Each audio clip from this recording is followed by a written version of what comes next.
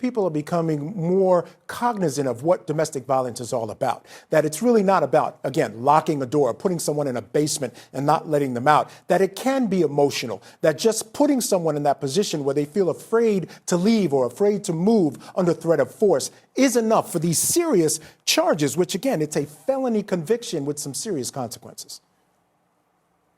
I agree. And I think that a lot of domestic violence has to do with power and control. This kidnapping charge, the way that the statute's written and the way that the jury came out on this case is, this victim felt that this defendant had so much control over her that she was in a kidnapping situation. All right. Now, Geoffrey Ian Paschel, again, found guilty of all charges he's facing on a testimony. It didn't seem to be going over well with them. Their facial expressions, their bodies, their tensing up seemed to suggest that they were perhaps a little angry by some of his characterizations, some of his testimony. I want to get your thoughts on that particular jury and how you think they might be looking at the facts of this case. Well, I was a designated domestic violence prosecutor for several years in the county where I prosecuted, and I had a lot of experience trying these cases.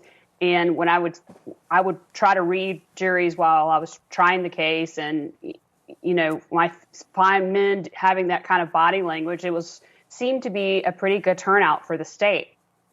Yeah, I think you're right, and I think in these types of instances, I've often thought that, having men on the jury was a good thing, because anytime you have a man assaulting or being charged with assaulting a woman or alleged to have assaulted a woman, I think men look more critically at that kind of activity. So having more men on this jury, I think, certainly was a win for the state. Now, I want to go back to his testimony now, as we saw in that beginning part. And again, this was just the beginning of his testimony that we showed our viewers. The defense seemed to focus a lot on the alcohol that was being consumed. And I think the reason for that is because it's a really big part of their story, that a lot of what happened to her that night is because she wasn't functioning properly. Some of her injuries were because she was stumbling and falling over into bushes. She even turned into a door. I want to get your thoughts on that.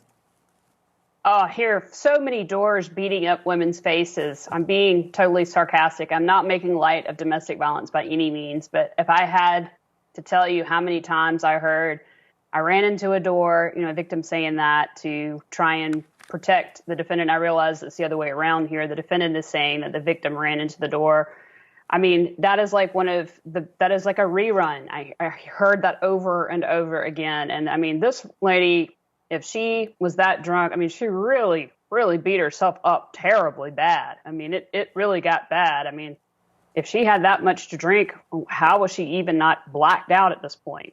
Yeah, and you know what's interesting is you mentioned that that the gravity of the beating. What was interesting, the attack taken by the defense was that had she been beaten the way she described the beating, the injuries would have been much, much worse. And I'm wondering if you think that was a good tact by the defense, because oftentimes we hear, lack of evidence is not necessarily evidence. So they're like, well, why didn't they bring doctors in to say this is why it happened or this was the result of this or that? The prosecution did their best to counter that. But at the end of the day, their claim is that things should have been much worse if they went down the way that she described it on the stand.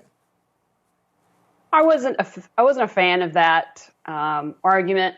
I mean, to me, it's kind of the equivalent of him saying if I wanted to hurt her, I would have really beefed it up. I mean, I know it's not the same thing, but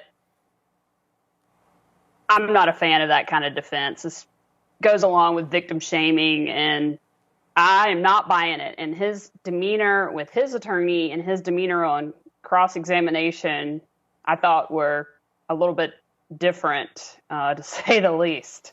Yeah, we're going to be showing some of that coming up in our upcoming segments. Susan, great to see you. Thanks for being on the show. Thanks for having me. All right, so let's begin. This is a he said, she said, right? It's the ultimate he said, she said. You got one person saying one thing, you have another person saying another.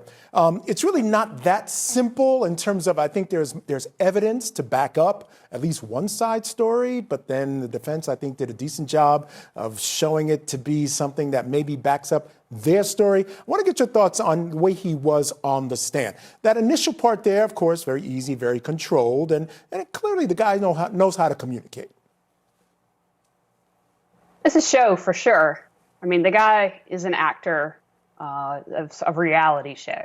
So it's not the same as having someone who's just a defendant or a normal defendant. I noticed he used the same exact word several times. It was lighthearted. It was light, 3 different times I counted. And then they talk about how much they had to drink, which, by the way, as everyone knows, is no defense here. And, at the end, he puts the blame on her for driving intoxicated, and he doesn't really know what to do except to ride with her. Hello, just call an Uber. Probably could have avoided the assault. Yeah, absolutely. Now, I'm getting word that there is a verdict is in. We have stopped the verdict clock at 1 hour, 49 minutes and 17 seconds. Don't know exactly how long it's going to take them to get into the courtroom and get everybody together, but we'll keep an eye on that. As soon as, of course, they get going, we're going to take you there live. And quickly, I want to take a look at the jury makeup, right? Since they're coming back with this verdict, let's call up that full screen real quick. The jury is made up of 5 men, 7 women, 9 white,